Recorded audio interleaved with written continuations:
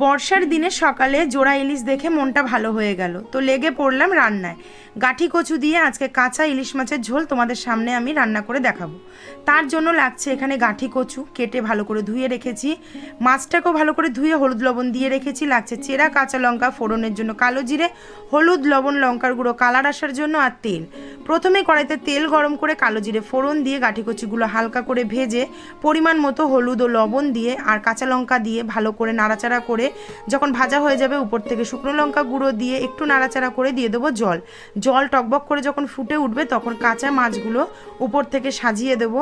দেওয়ার পরে বেশ কিছুক্ষণ ফোটানোর পরে যখন মাছ এবং গাঠি দুটোই একসাথে সেদ্ধ হয়ে যাবে, নামিয়ে গরম গরম ভাতের সাথে সার্ভ করলে কিন্তু এই সহজ রেসিপি খুব দুর্দান্ত লাগে। তো ফুল ভিডিও দেওয়া আছে আমার ইউটিউব চ্যানেল মাম্পির কিচেনে।